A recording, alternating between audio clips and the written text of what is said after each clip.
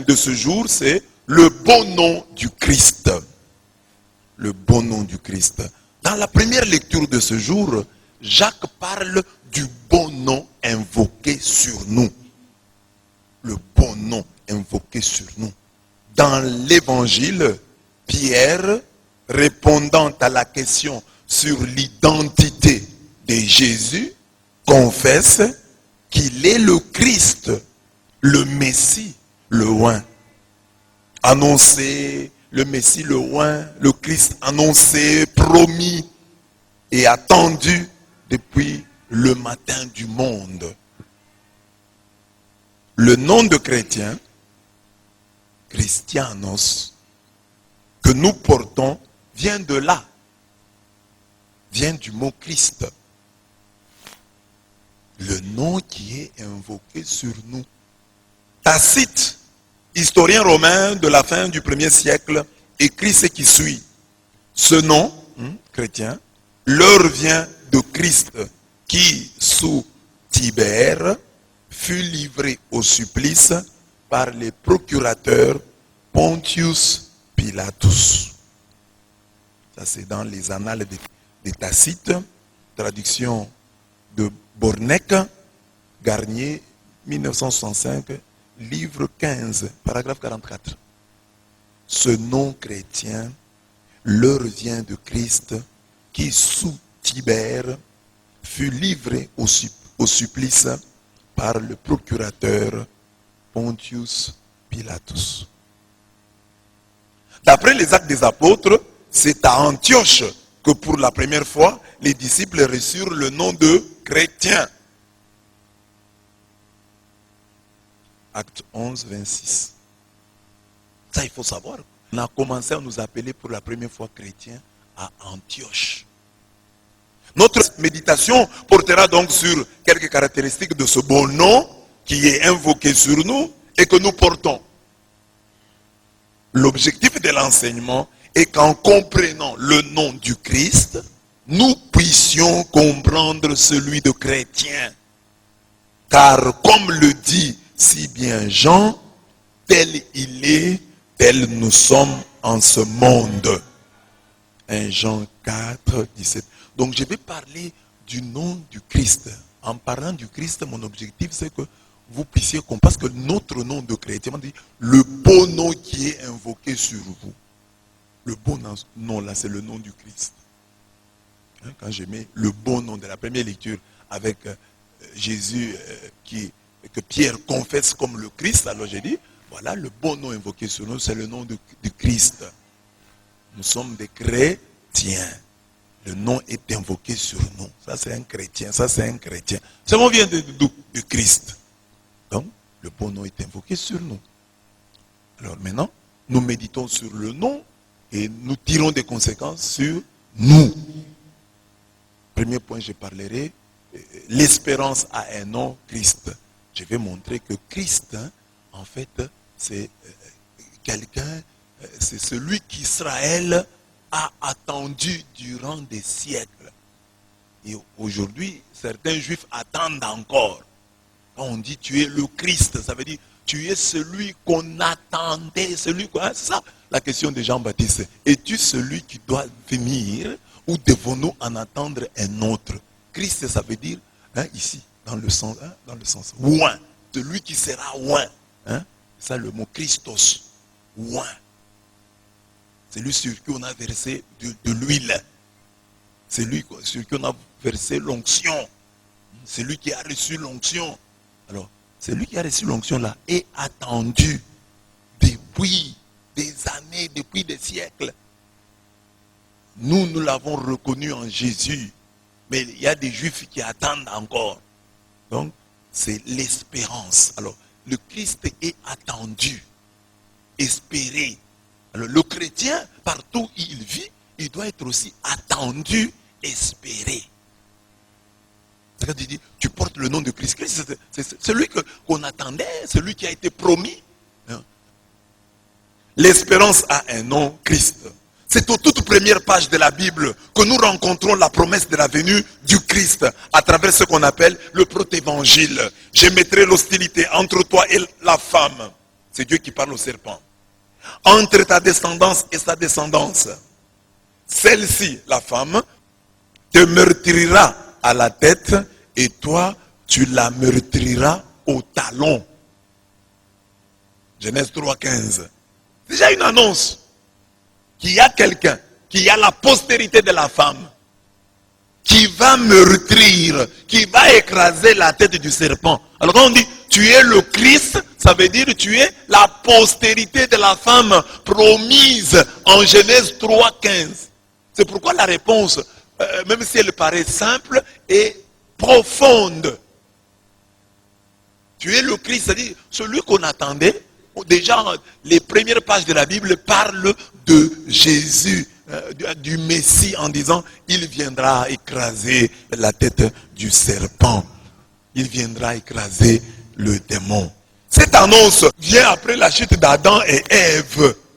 Juste après la rébellion de nos premiers parents, Dieu annonce au serpent antique sa prochaine défaite qui sera l'œuvre de la postérité de la femme. Cette postérité de la femme n'est autre que Jésus. Quand vint la plénitude du temps, Dieu envoya son fils né d'une femme. Galates 4,4. Quand vint la plénitude du temps, Dieu envoya son fils né d'une femme. C'est lui, la postérité de la femme, qui va meurtrir la tête du serpent. Donc c'est le Christ qui va meurtrir la tête du serpent, même si ce serpent-là va aussi le meurtrir au talon. Après le protévangile, la Bible se montrera de plus en plus précise. Elle nous parlera de la femme dont sera issue cette postérité. Voici, la jeune fille deviendra enceinte.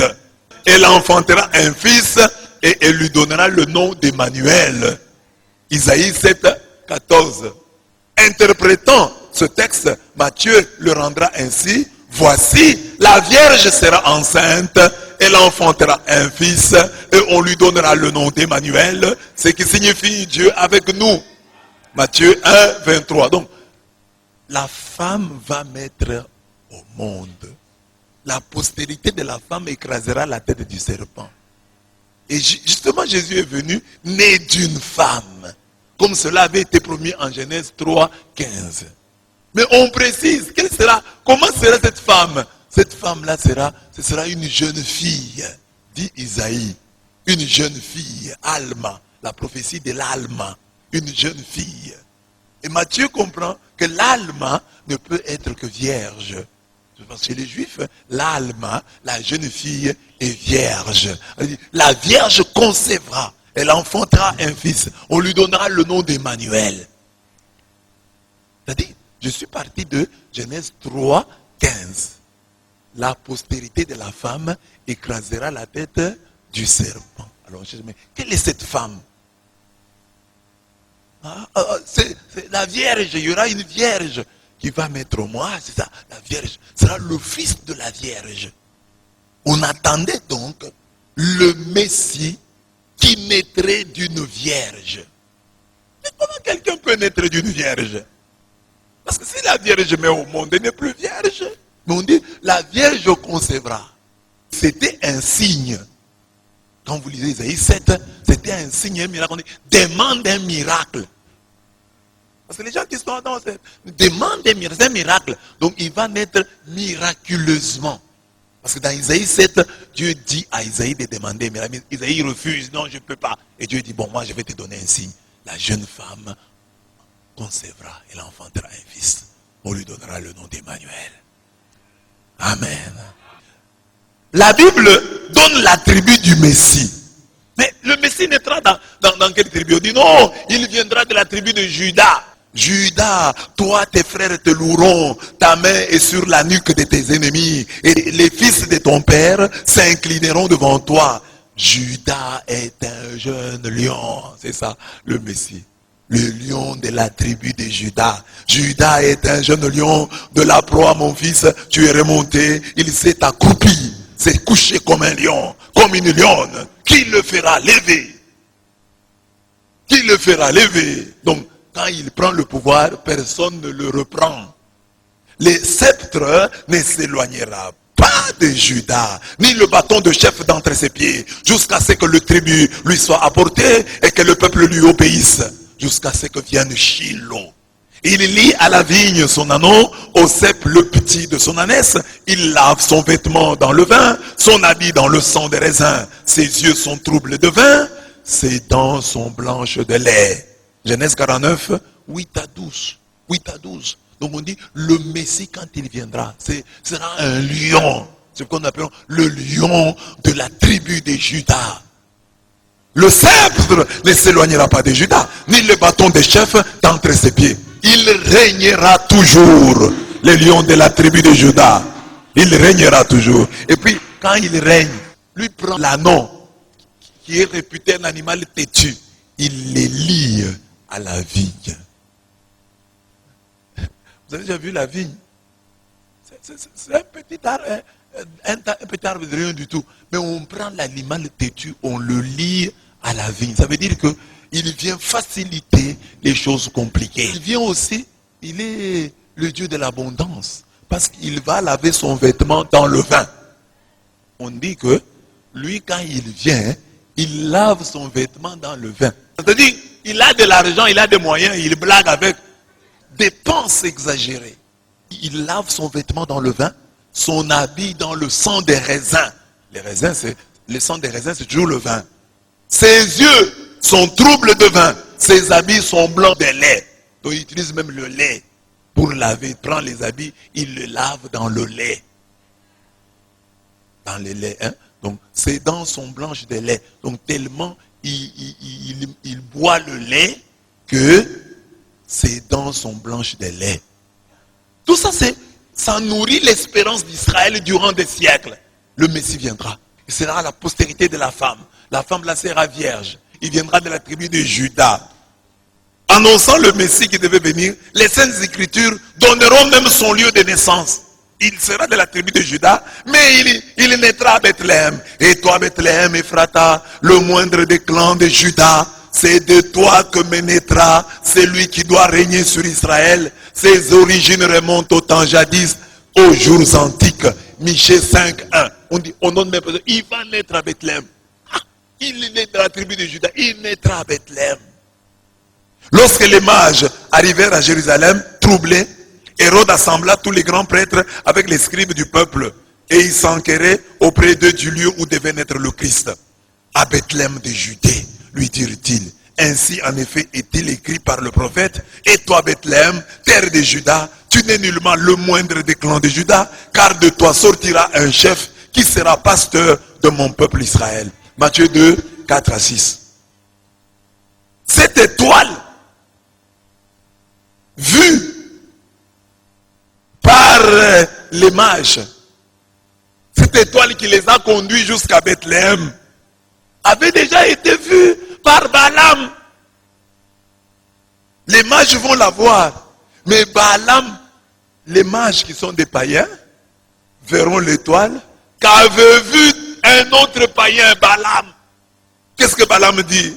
Oracle de Balaam, fils de Béor, oracle de l'homme au regard pénétrant, oracle de celui qui écoute les paroles de Dieu, de celui qui sait la science du Très-Haut. Il voit ce que Shaddai, un nom de Dieu, il voit ce que Shaddai fait voir, il obtient la réponse divine, et ses yeux s'ouvrent.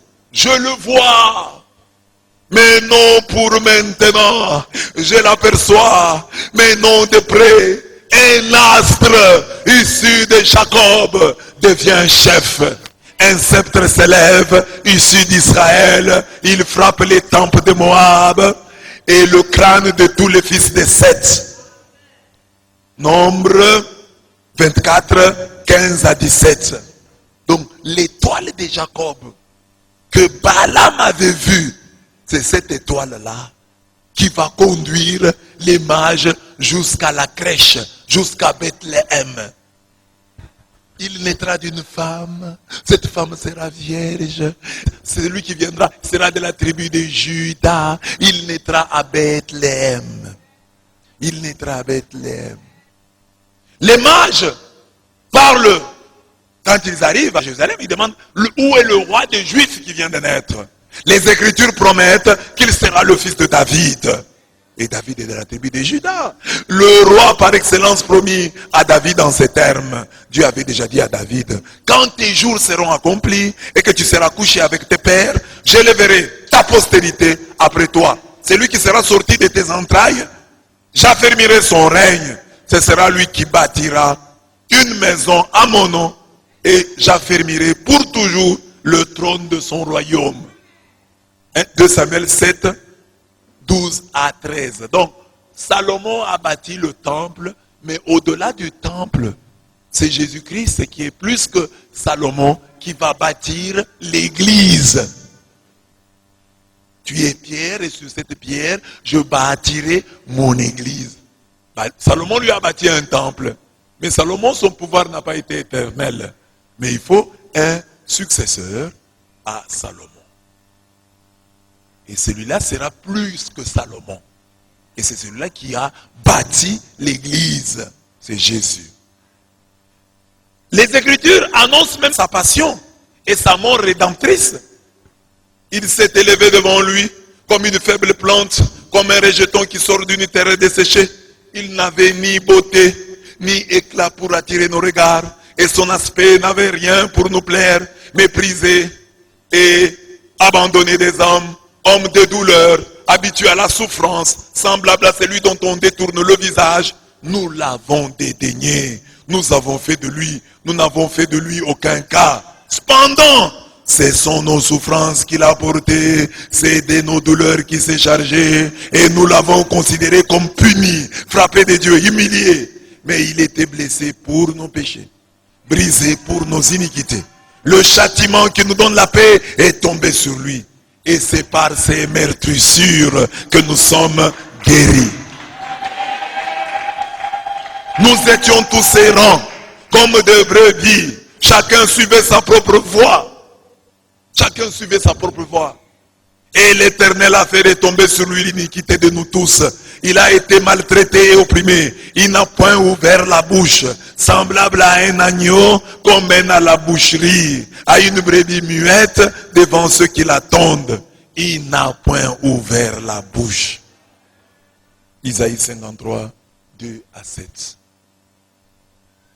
Donc on dit que quand il viendra, il va mourir, on va le tuer. Il mourra comme un agneau. Voilà pourquoi Jean-Baptiste, quand le voit, voici l'agneau de Dieu qui enlève le péché du monde. Et quand Pierre dit tu es le Christ, c'est tout ça est dedans. Tu es le Christ. Et j'ai sauté d'autres textes, la promesse faite d'Isaac. Tu es celui qui va mourir comme agneau de Dieu. C'est que Abraham n'a pas pu faire. Parce qu'Abraham a mis Isaac pour pouvoir le tuer. Mais Dieu a dit non, non. Toi, tu ne peux pas me donner ton fils unique. C'est moi qui vais donner au monde mon fils unique. Arrête. Toutes ces écritures montrent que le Christ était vraiment attendu. Il était vraiment espéré.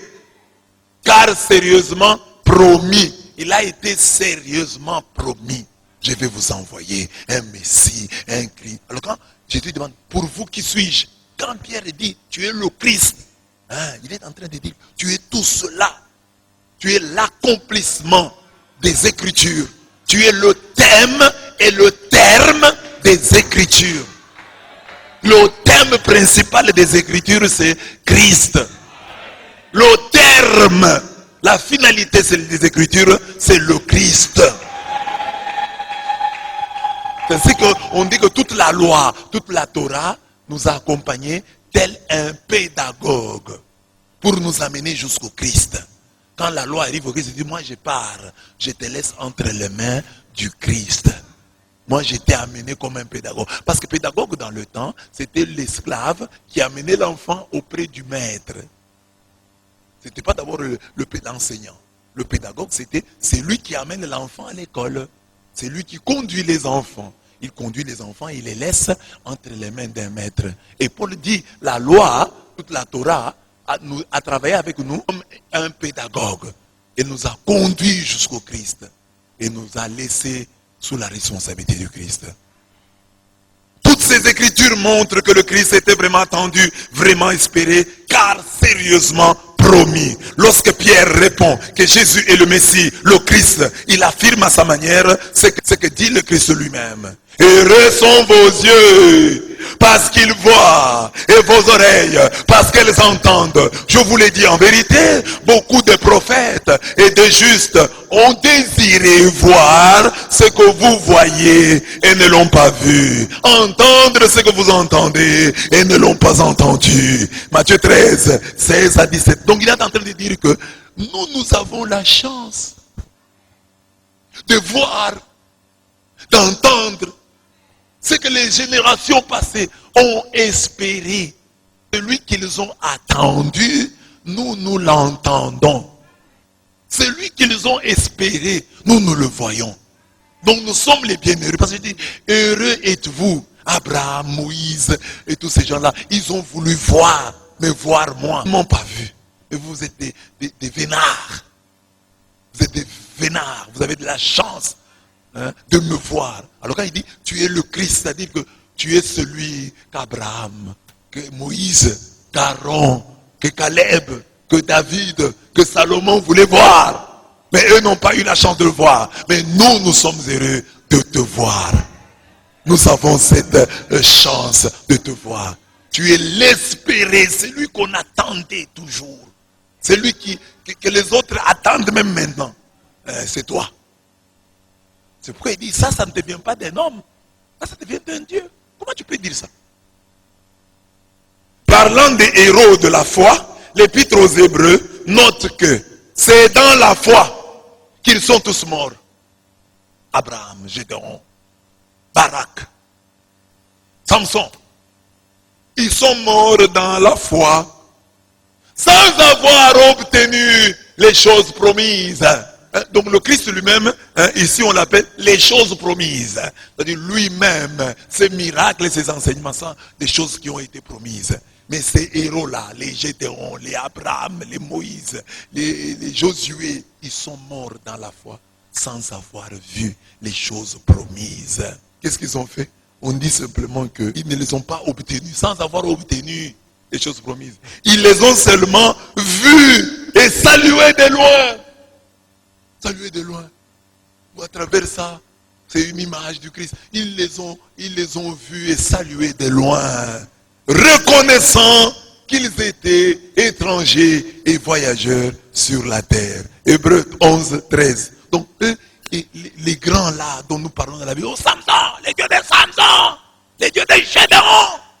Les Gédéon là, les Samson là, ils ont salué le Christ. Ils l'ont vu et salué de loin. Toutes ces écritures nous convainquent d'une chose. Le Christ que confesse Pierre est le thème et le terme principal des Écritures. Jean 5, 39 dit, vous sondez les Écritures parce que vous pensez avoir en elles la vie éternelle. Ce sont elles qui rendent témoignage de moi. Jésus dit que toutes les Écritures, des Genèse à Apocalypse, rendent témoignage, parlent de lui. C'est lui leur thème. C'est lui leur terme. Une Bible qui ne te conduit pas à Jésus-Christ, une lecture de la Bible qui ne te conduit pas à Jésus-Christ est une fausse lecture. Tu lis la Bible comme un musulman. Il y a des musulmans qui lisent la Bible pour trouver les erreurs et pouvoir accuser les chrétiens de ceci et de cela. C'est pas là. La lecture de la Bible doit t'amener à Jésus-Christ. La lecture de la Bible doit te rendre chrétien. Car l'espérance principale de la Bible, c'est la venue du Messie. Tout le regard de la Bible veut tourner notre regard vers le Christ. C'est pourquoi nous sommes des chrétiens, alors que nous sommes des trinitaires. Nous croyons en Dieu le Père, nous croyons en Dieu le Fils, nous croyons au Saint-Esprit. Mais on nous appelle chrétiens. On nous appelle chrétiens.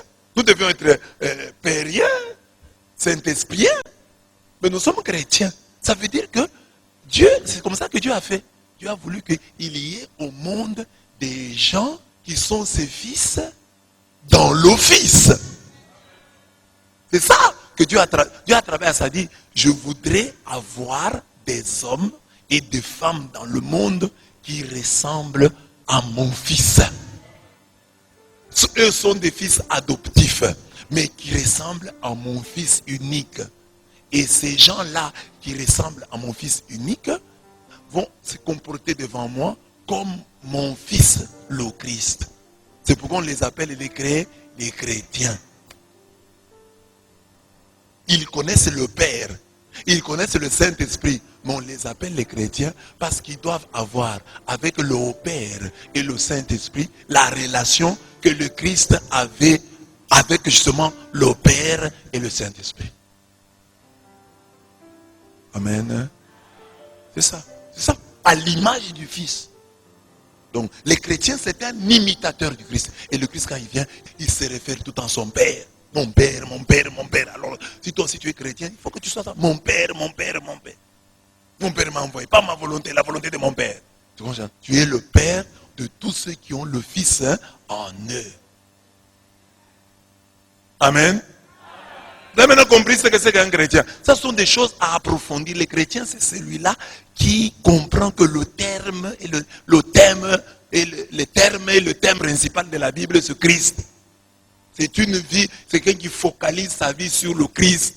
C'est un autre Christ, un alter Christus, un autre Christ, un Christ en miniature. Amen. Et vous voyez, le Christ en miniature là, il est encore tout petit. Hein. Il dit, ne savez-vous pas que je dois être aux affaires de mon Père? Il est encore tout petit, il a 12 ans. Je dois être aux affaires de mon Père.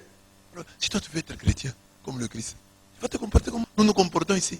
Nous servons Dieu avec légèreté. Hein? Nous pouvons nous absenter sans raison. Nous ne tenons pas nos engagements. Et je vous ai toujours dit que le diable est malin. Pour te pousser à haïr Dieu demain, le diable te les fait mal aimer aujourd'hui. Tu aimes Dieu mal et tu n'as aucun résultat. Et après 5 ans, tu te révoltes contre Dieu. C'est le diable. Aime Dieu mais mal. Vois l'église, vaille que vaille. C'est sa désévangélisation. C'est comme ça qu'il désévangélise. Il prend les hommes, il dit voilà, allez à l'église, allez à l'église, allez à l'église. Mais ne soyez pas des bons chrétiens, ne soyez pas des bons chrétiens, ne soyez pas des bons chrétiens, ne soyez pas des bons chrétiens, ne soyez pas des bons chrétiens. Alors, tu viens à l'église, tu n'es pas un bon chrétien, mais on prêche, tu dis amen, on prie, tu pries, mais tu n'es pas un bon chrétien. Alors maintenant, au bout de 10 ans, Dieu ne te bénit pas, tu rencontres des malheurs dans ta vie, et alors le diable revient et dit, voyez, ce Dieu-là n'existe pas, pourquoi tu crois en lui? Et tu abandonnes la religion. Quand tu es là, tâche d'être un bon chrétien. Tâche d'être un bon chrétien. Les fondamentaux du christianisme, prends-les au sérieux. Tout ce dont tu es capable.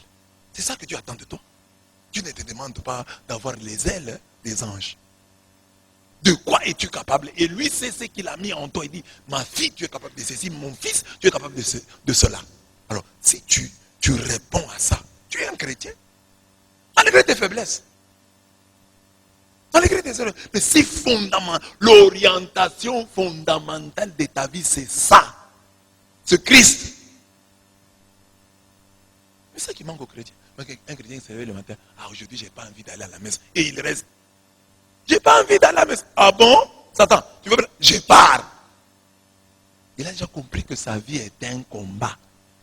Il sait discerner, cette idée vient de Satan, cette idée vient de Dieu.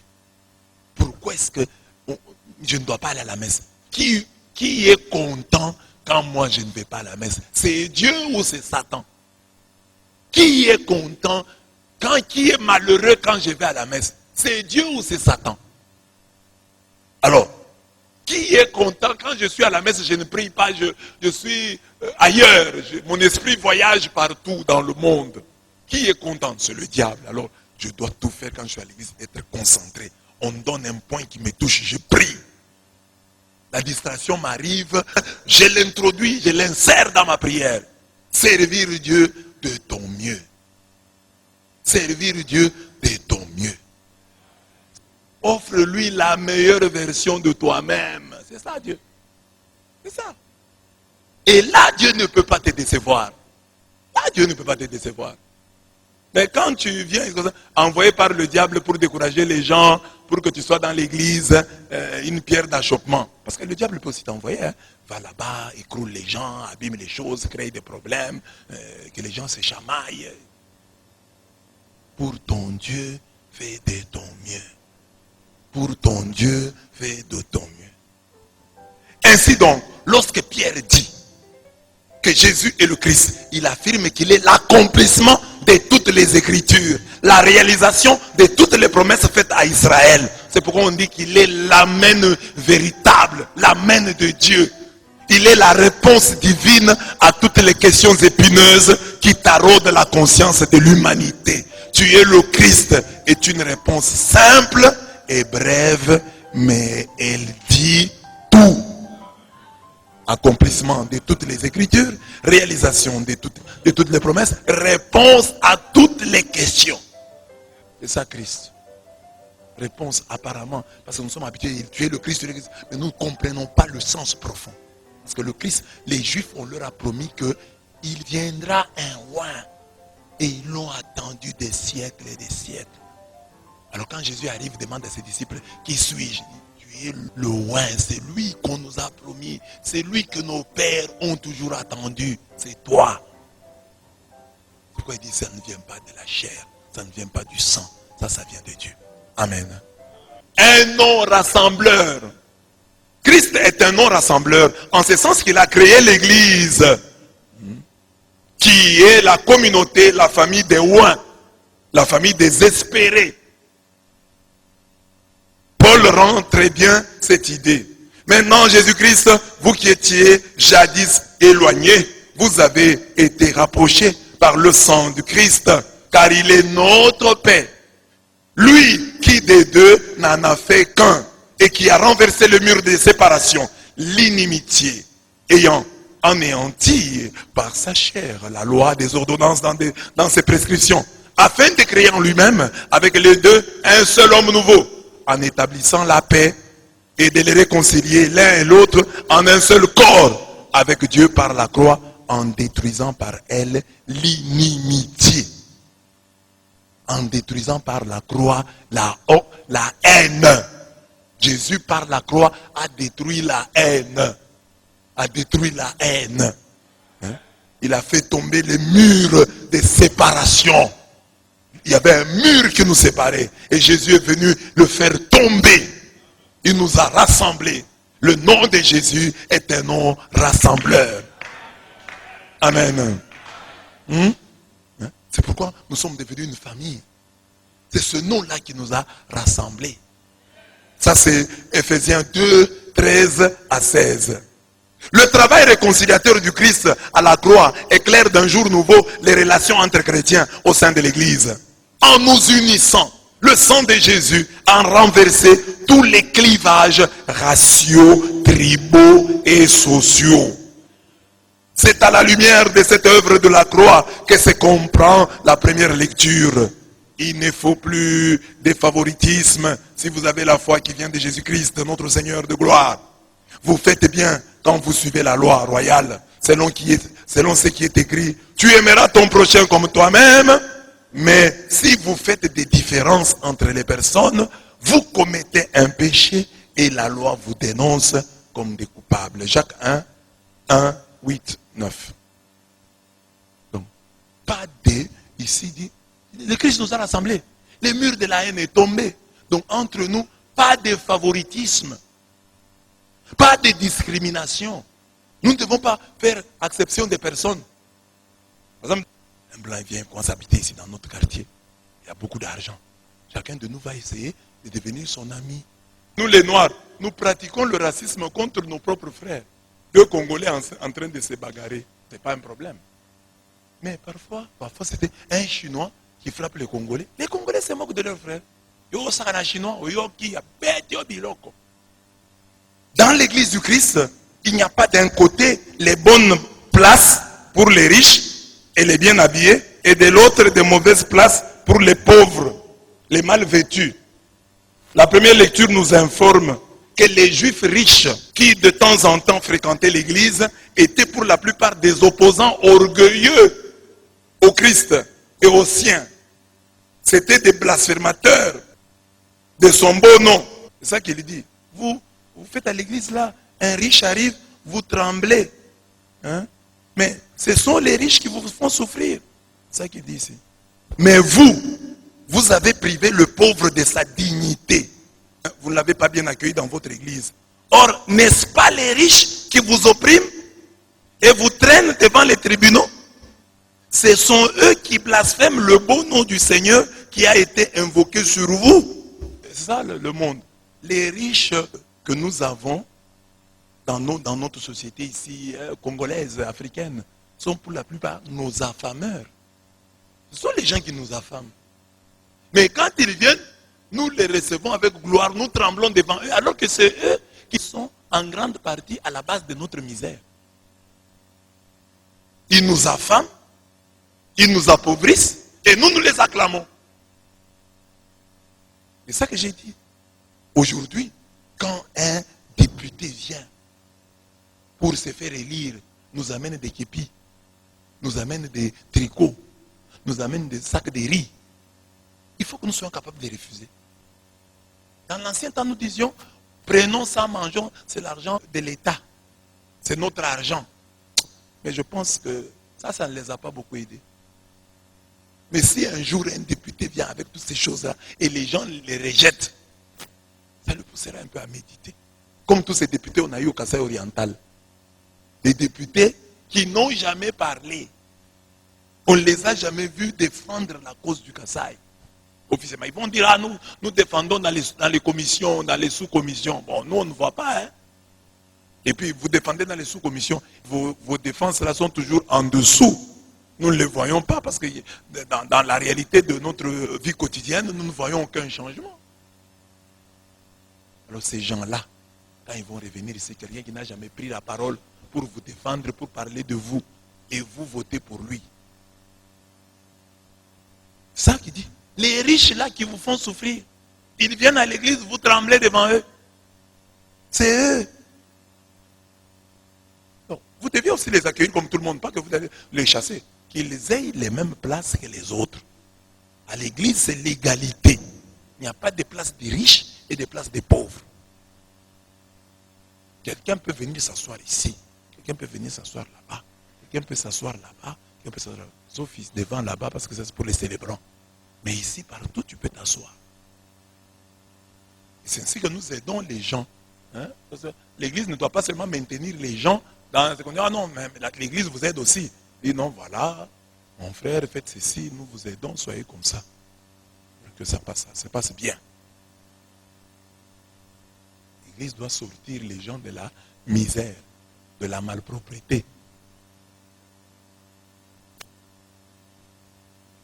Comme l'indique bien Paul, le choix de Dieu s'était porté dans la plupart des cas sur les pauvres.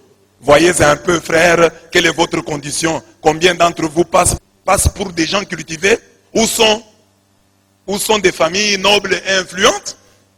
Bien peu. Mais Dieu a choisi ce que le monde considère comme ridicule pour ridiculiser les sages. Et il a pris ce qui est faible en ce monde pour humilier les forts. 1 Corinthiens 1, 26 à 27. Regardez parmi nous là, si tu regardes, il n'y a pas beaucoup de gens qui viennent des familles nobles et influentes. Nous venons des familles pauvres et Dieu nous a choisis. Maintenant, nous qui venons des familles pauvres, nous commençons à venir à l'église à faire acception des personnes. Recevons d'abord les riches, tremblons d'abord pour les blancs, tremblons d'abord pour ceux qui ont de l'argent. Non, nous recevons tout le monde. Nous recevons tout le monde ici à l'église. Tout le monde est enfant de Dieu. D'après Jacques, ces pauvres choisis de Dieu, qui étaient de vrais chrétiens, étaient riches en foi et héritiers du royaume à venir. L'attention servile rendue aux blasphémateurs orgueilleux et aux persécuteurs à cause de leur richesse et le mépris envers ceux qui suivaient Christ, malgré leur pauvreté, ne faisait que démontrer l'aveuglement et la folie de ceux qui agissaient ainsi. À tort, ils voyaient les riches et les pauvres, tous les deux, avec l'œil superficiel du monde et non pas avec l'œil pénétrant de la foi. Le Christ Jésus est rassembleur.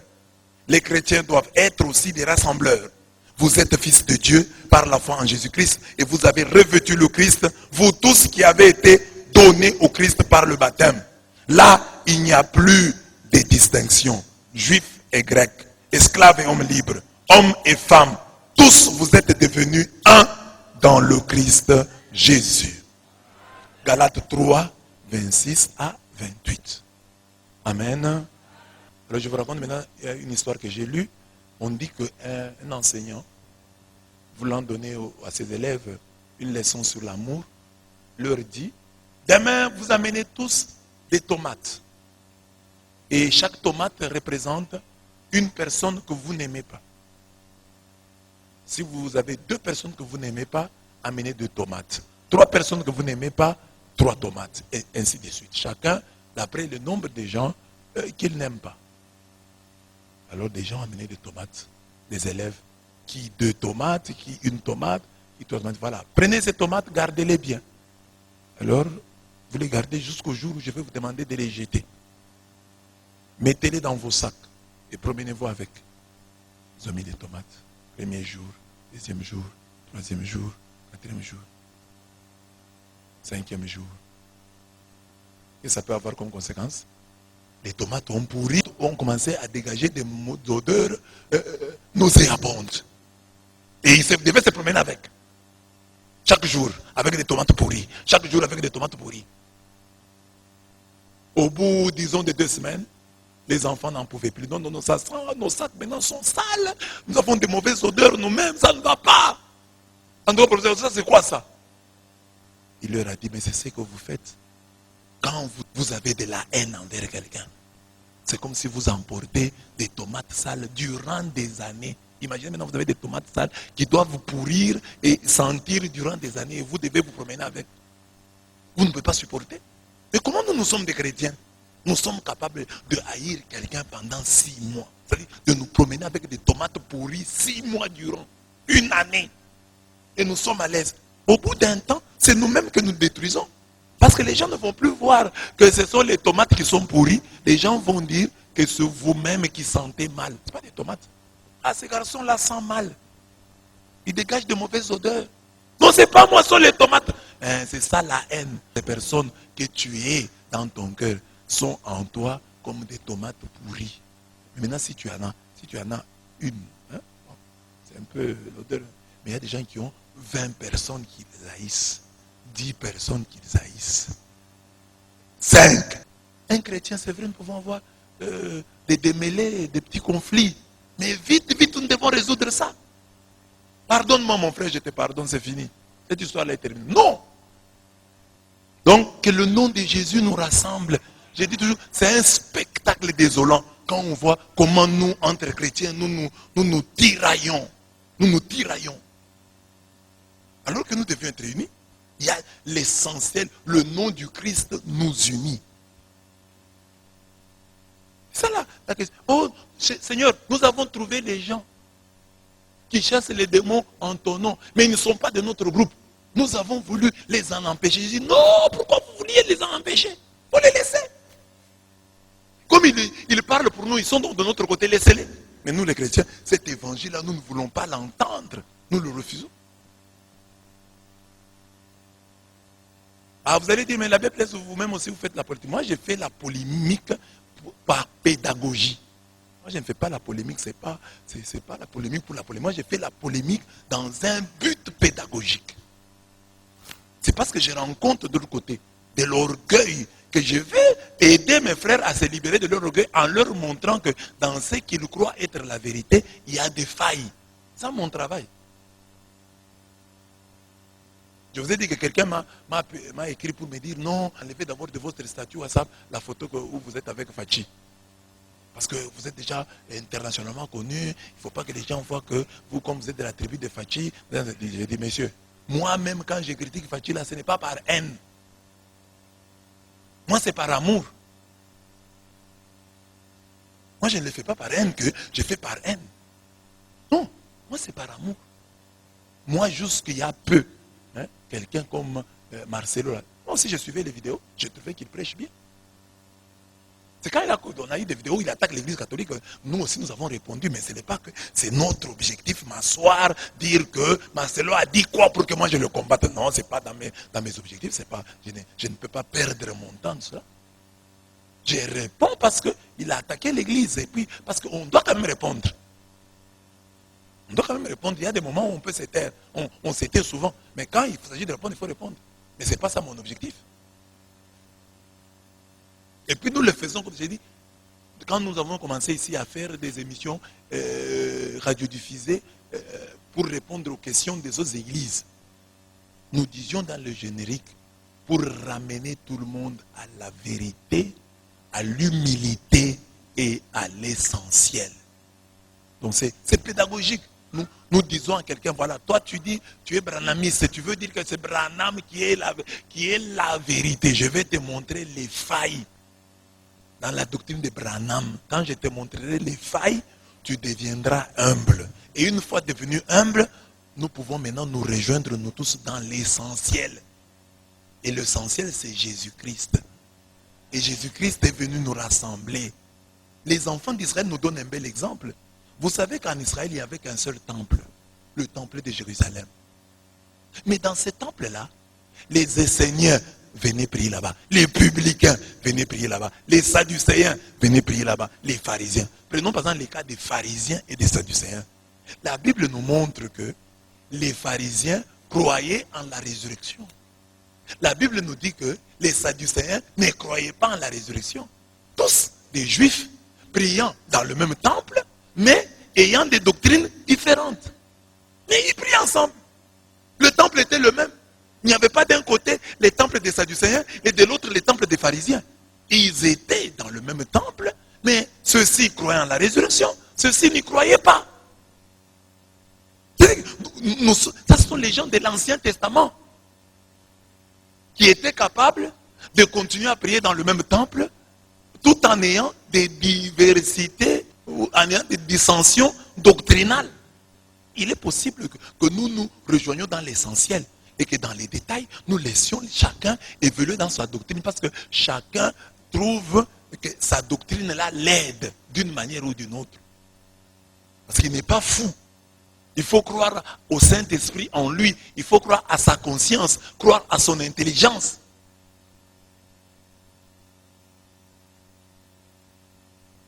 Je connais parfois des catholiques qui ne prient pas. Ils ne récitent pas le rosaire. La Vierge Marie n'a pas de place dans sa vie. Mais quand sur la place publique, il doit défendre la Vierge, il défend. C'est comme un défenseur du Real Madrid, comme un défenseur de Barça, comme un défenseur de Samba Balende. Moi, je ne suis pas comme ça. Il ne faut pas me confondre avec ces gens-là. Moi, je ne suis pas comme ça. Moi, je suis fondamental. J'essaie d'être fondamentalement chrétien. Et j'essaie de ramener les gens à l'essentiel. Mais la polémique, pour moi, c'est une méthode. C'est une approche. Ce n'est pas un objectif. C'est une approche, une méthode pour ramener les gens à l'essentiel. J'ai déjà prêché ici plusieurs fois, je vous ai déjà posé la question. Vous qui êtes mes chrétiens, vous qui m'écoutez chaque jour, je vous ai posé la question. Est-ce qu'un branhamiste peut aller au ciel? Vous répondez toujours oui.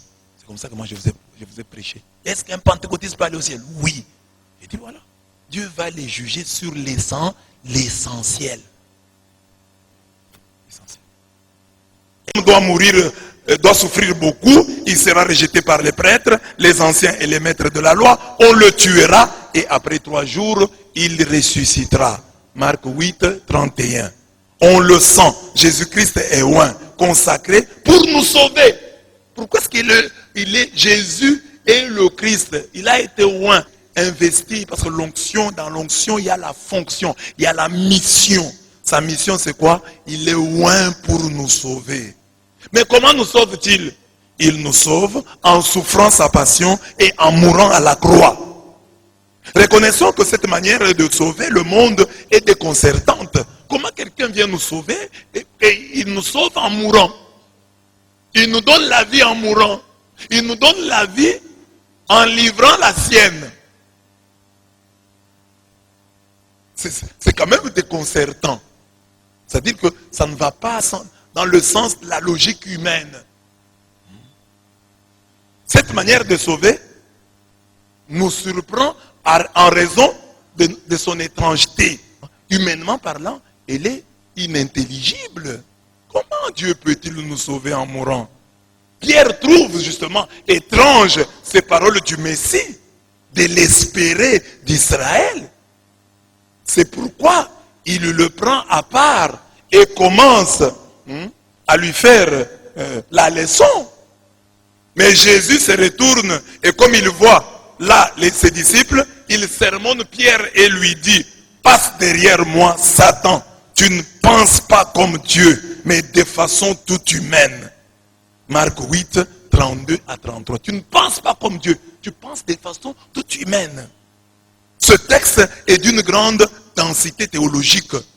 Nous pouvons le comprendre à travers ces autres textes du Nouveau Testament. En vérité, je vous le dis, si le grain de blé ne tombe en terre pour y mourir, il reste seul. C'est quand il meurt qu'il porte beaucoup de fruits. C'est ça Dieu. Le grain doit mourir. Le grain doit mourir, doit pourrir. Le grain doit pourrir. Christ doit mourir. C'est de là que va surgir notre avenir. Comme l'avenir de l'arbre est dans la graine. Quelle graine? La graine qui meurt. La graine qui pourrit. Et c'est comme ça qu'il nous sauve. Par la méthode du pourrissement, entre guillemets, positif. Comme je vous ai dit ici. Le lait caillé, pourrissement. Le fromage, pourrissement. Le vin, pourrissement. Le vin vient du pourrissement. Le lait caillé, mêmement. Le fromage, mêmement. Jean 12, 24. En vérité, je vous le dis, si le grain de blé ne tombe en terre pour y mourir, il reste seul. C'est quand il meurt qu'il porte beaucoup de fruits. Et moi, quand j'aurai été élevé de la terre, j'attirerai tous les hommes à moi. Jean 12, 32. Pour notre éducation et notre maturation, le Christ pratique la politique du pourrissement positif. C'est ainsi qu'Abraham n'obtient Isaac que lorsqu'il devint centenaire. Regardez Dieu. J'ai déjà prêché sur ça. Abraham n'obtient Isaac lorsqu'il est vieux. Quand tout semble perdu, c'est alors que Dieu agit.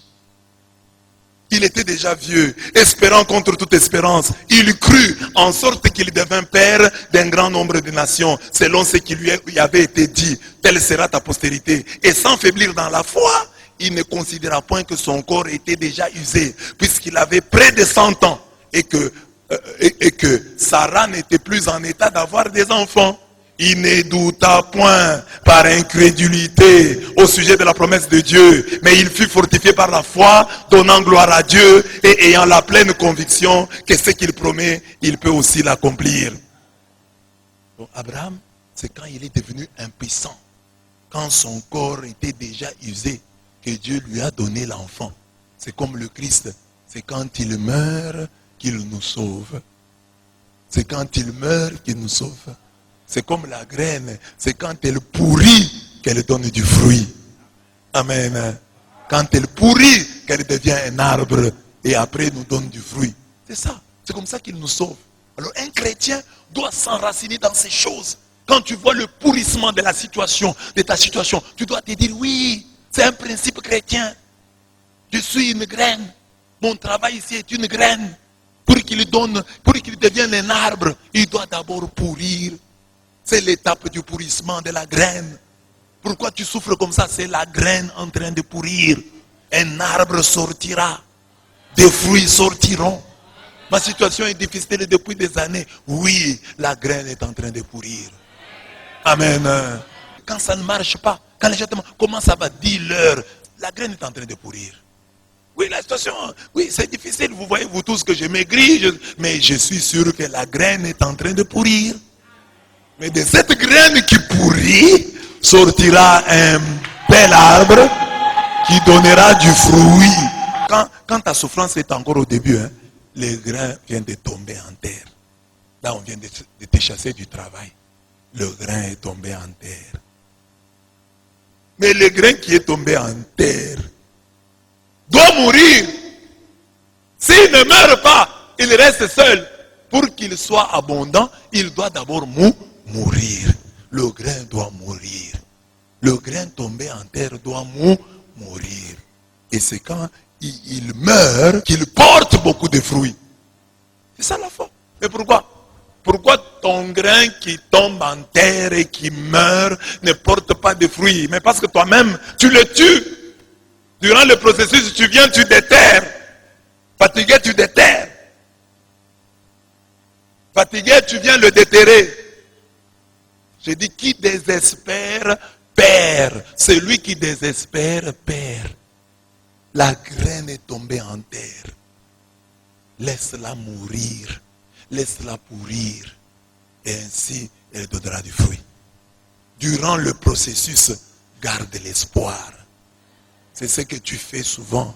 Toi qui as déjà fait un champ, quand tu prends des graines d'arachide et que tu les jettes, tu les caches sous la terre. Tu ne viens pas chaque jour pour voir. Tu vas dormir. Et tu as l'espoir que ces graines que tu as données, que tu as livrées à la terre, ne vont pas te décevoir. Quelque chose va naître.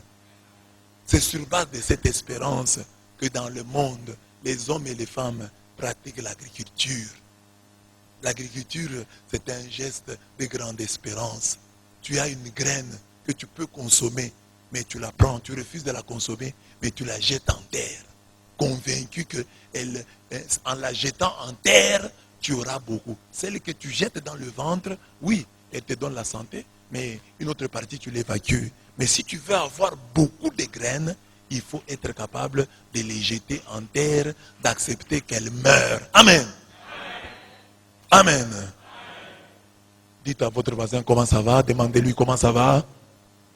Répondez, la graine est tombée en terre. Elle est tombée en terre, elle doit mourir, et alors elle donnera beaucoup de fruits. Donc un chrétien, toujours, même si dans les problèmes, c'est un chrétien. Mais nous les chrétiens d'aujourd'hui, quand un chrétien a des problèmes, tout le monde remarque qu'il a des problèmes. Il ne croit pas à la graine tombée en terre, qui doit mourir, pourrir, pour pouvoir donner beaucoup de fruits. Dès que la graine tombe en terre, il perd le travail, il perd le mariage, il perd, c'est pas quoi, un enfant. Oh, c'est fini. La graine est tombée en terre. C'est mauvais, ça fait mal. Mais elle va donner beaucoup de fruits.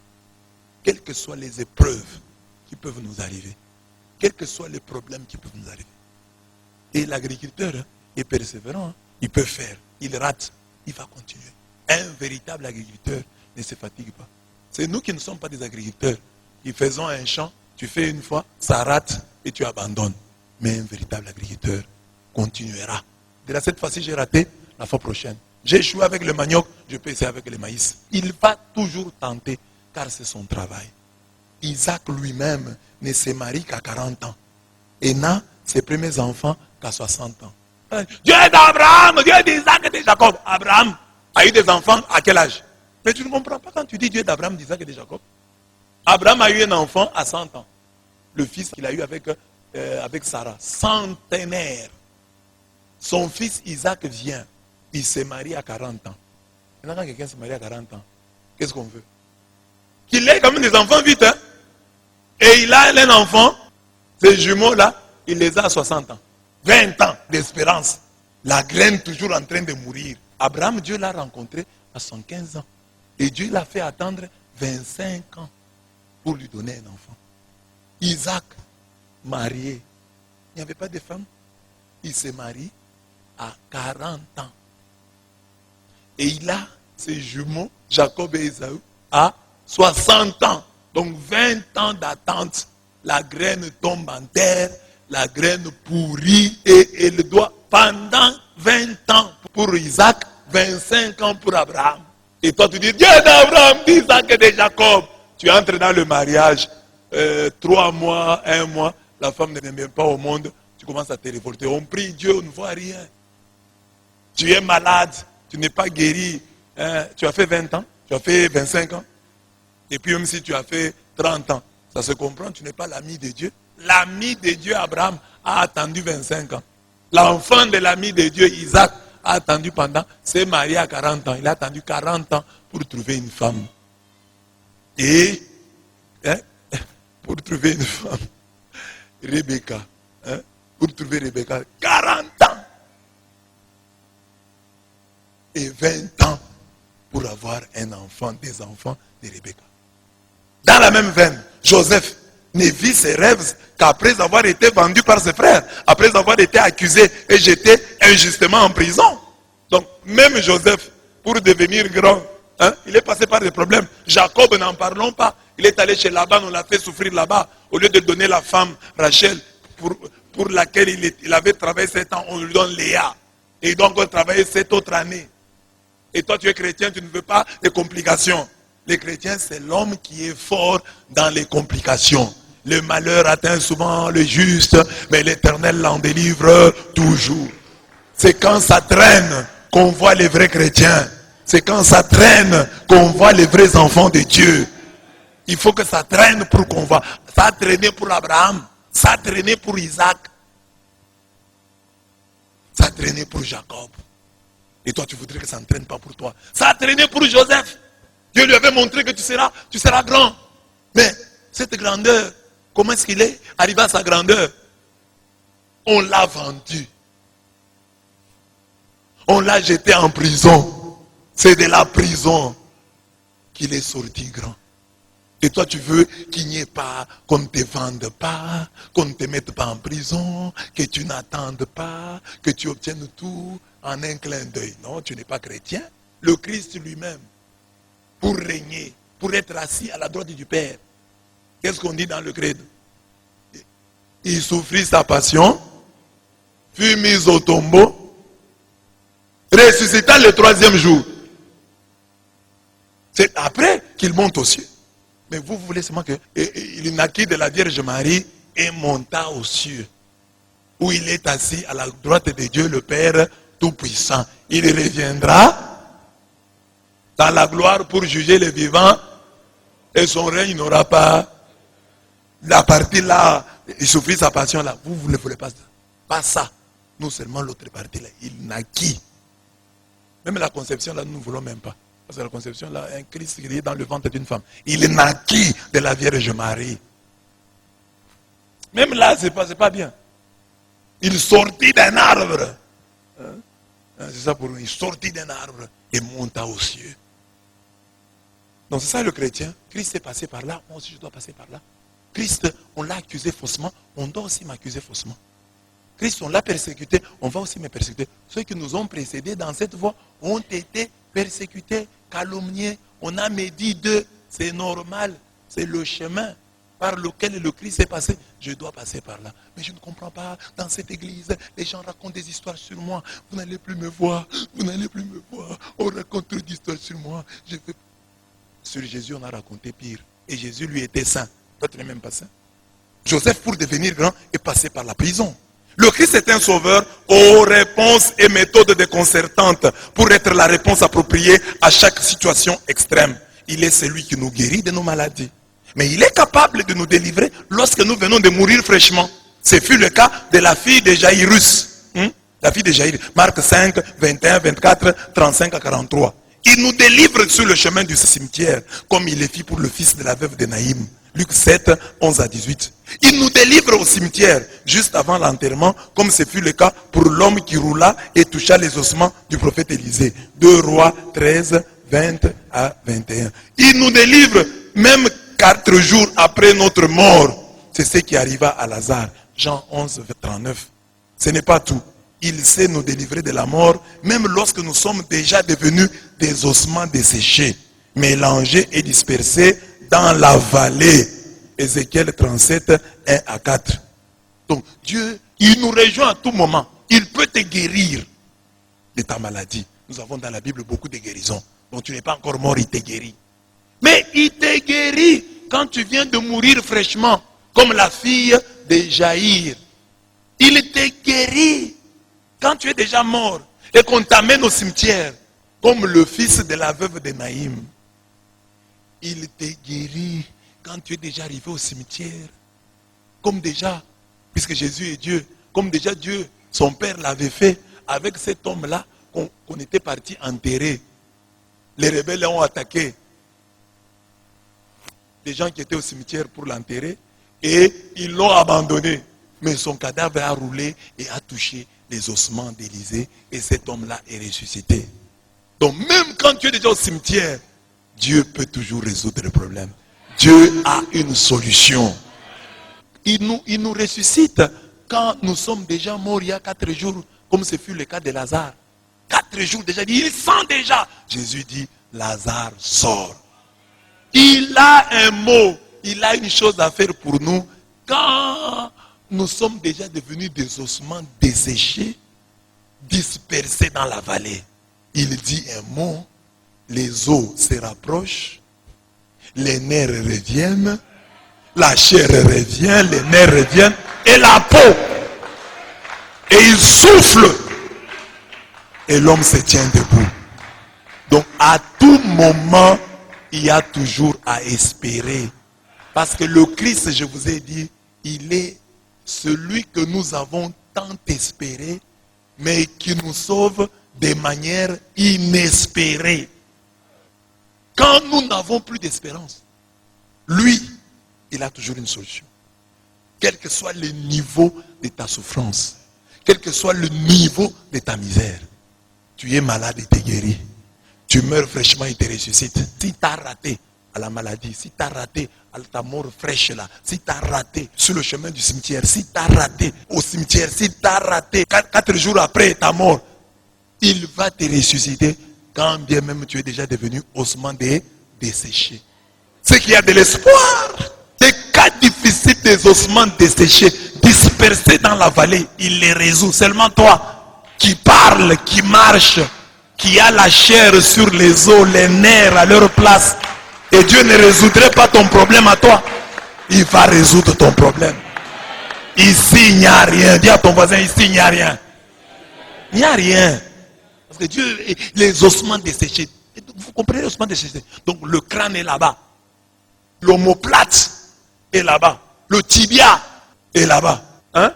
Le fémur, là-bas. Les clavicules, les côtes dispersées. Donc il y a l'os d'une femme là. Parce que les ossements sont mélangés dans la vallée. Il y a l'os d'une femme qui est déjà entré dans ta cavité thoracique là. Il y a l'os qui est là.